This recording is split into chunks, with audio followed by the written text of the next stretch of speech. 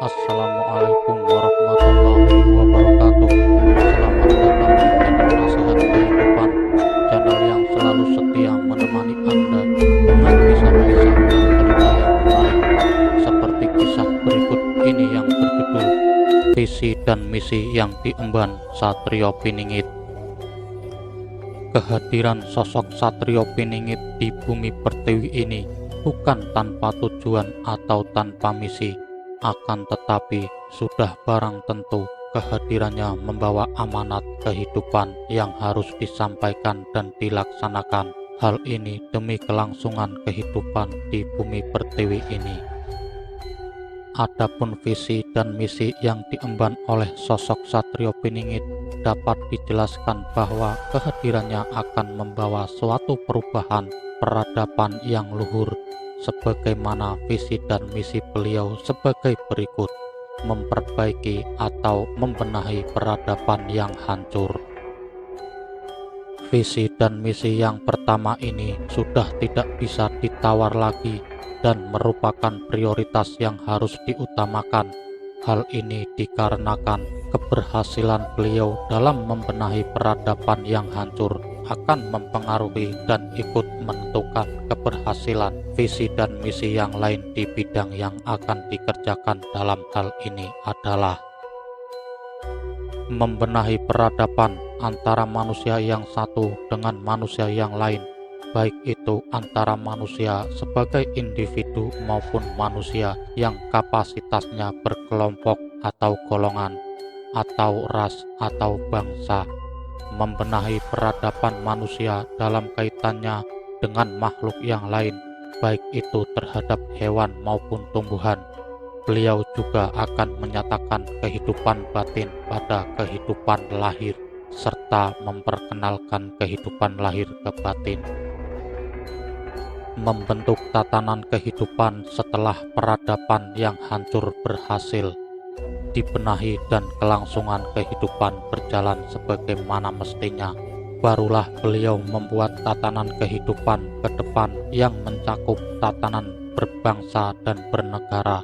Adapun tatanan kehidupan yang akan diterapkan oleh Satrio Piningit yaitu tatanan pada tingkat bawah atau masyarakat.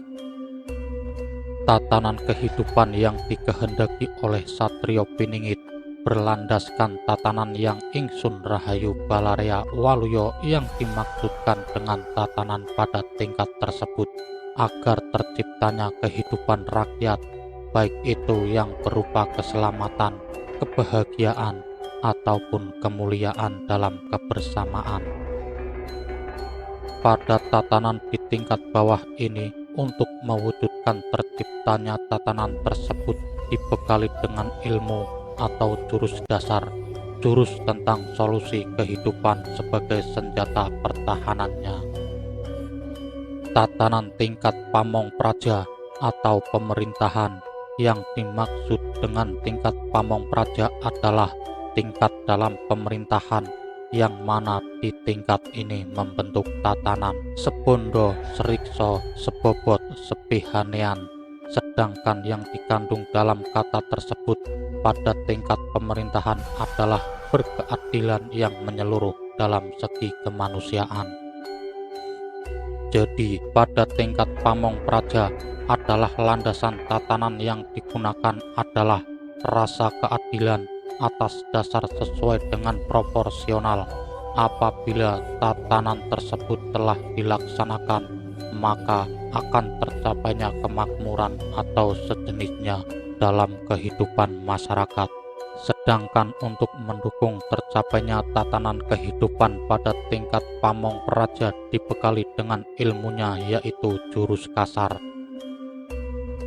Tatanan kehidupan tingkat raja. Yang dimaksud tingkat raja adalah tatanan kehidupan para pemimpin yang berlandaskan pada tatanan swarga maniloka. Tatanan kehidupan ini akan dicapai dengan sendirinya apabila tatanan di tingkat bawah atau rakyat telah terbentuk kemuliaan dalam kebersamaan.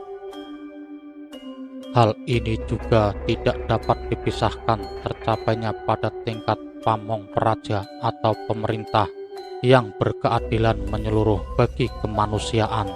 Di samping itu, mendukung tatanan tersebut di tingkat raja, maka para raja atau pemimpin akan dibekali dengan ilmunya, yaitu dengan jurus sasar atau persenyawaan 4 unsur alam, yaitu air, api, bumi atau tanah, dan angin. Dalam penerapannya, beliau menggunakan tipe pemerintahan kerajaan dengan sistem mekanisme persemakmuran. Terdapat adanya Perdana Menteri sebagai raja atau pemimpin dalam masyarakat, serta seorang raja sebagai perwakilan dari para batin. Itulah gambaran dari visi dan misi yang diemban oleh sosok Satrio Piningit sebagai pemegang amanat kehidupan yang harus dilaksanakan agar kehancuran peradaban dalam kehidupan bisa diselamatkan, sehingga bumi kita tercinta ini akan tetap lestari dan berseri, sehingga kelangsungan kehidupan di bumi ini akan tercapainya suatu masyarakat yang kemah ripah, loh jinawi, toto tentrem, kertaning raharjo, suatu tatanan yang terdahulu pernah dicapai oleh para leluhur bangsa kita, yang mana tatanan tersebut telah hilang di telan zaman, sehingga hilanglah pula akan jati diri bangsa. Dengan kehadiran dan kemunculan Satrio Piningit inilah, maka akan mengubah tatanan yang sekarang ini pada tatanan yang dahulu pernah ada, yang mengalami masa kejayaan dan keemasan dengan menyempurnakan. Namun atas dasar itu, lahirnya atau kemunculan Satrio Piningit di muka bumi ini adalah merupakan wakil dari yang mempunyai kehidupan atau Tuhan, juga wakil dari pengatur kehidupan atau leluhur, dan wakil dari tempat kehidupan atau api, air, bumi, dan angin, serta ditandai adanya 3 fase atau tahapan yang berupa simbol kejadian atau kemunculan Satrio Piningit, antara lain simbol Senopati. Senopati yang dimaksudkan adalah munculnya kejadian bencana alam yang mengakibatkan korban jiwa seperti gempa bumi, tsunami, tanah longsor, banjir bandang, angin topan, gunung meletus, dan lain-lainnya yang mengakibatkan korban nyawa dan harta benda.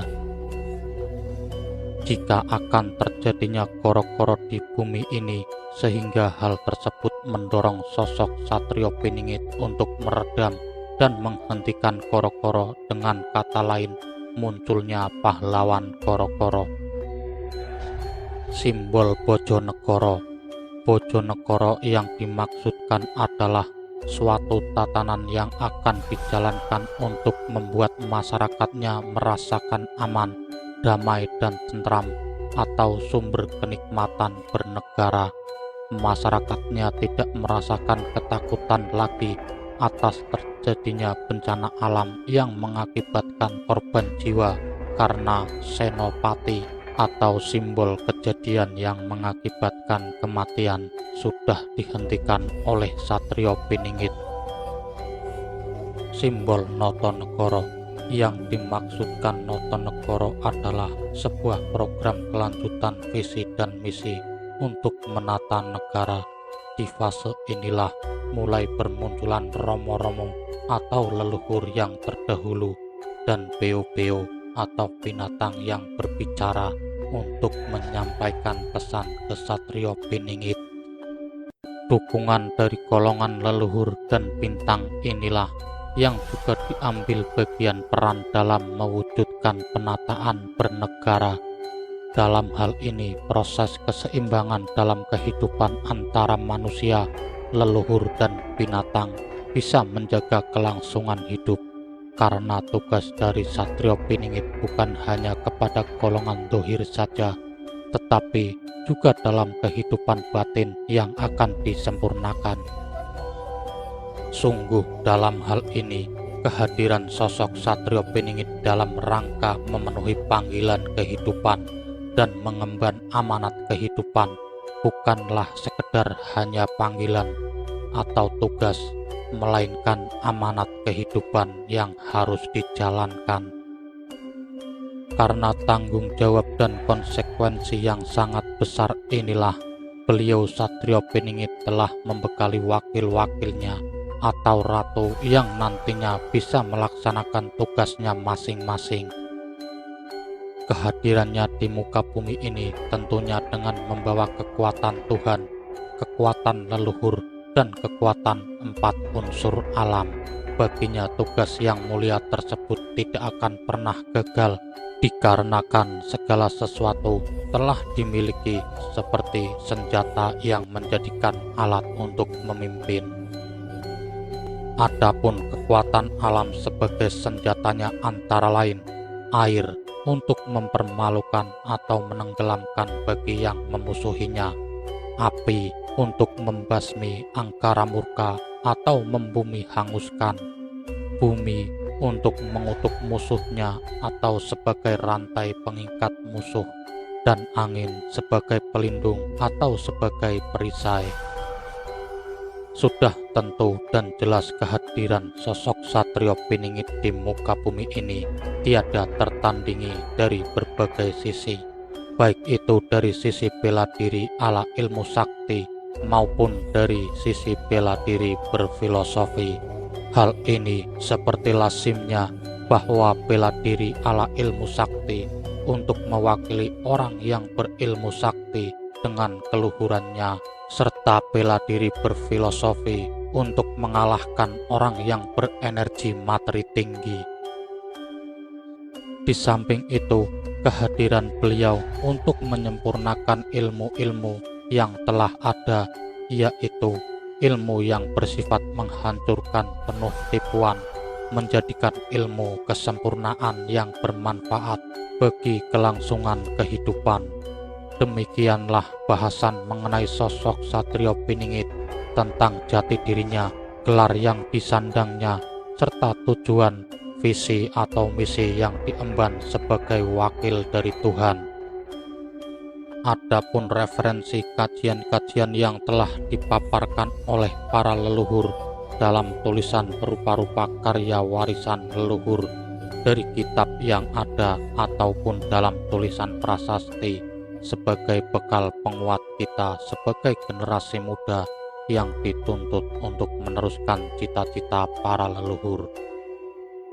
Begitulah sahabat nasihat kehidupan, kisah singkat dari visi dan misi yang diemban Satrio Piningit. Sampai berjumpa lagi di kisah dan cerita-cerita menarik lainnya. Wassalamualaikum warahmatullahi wabarakatuh.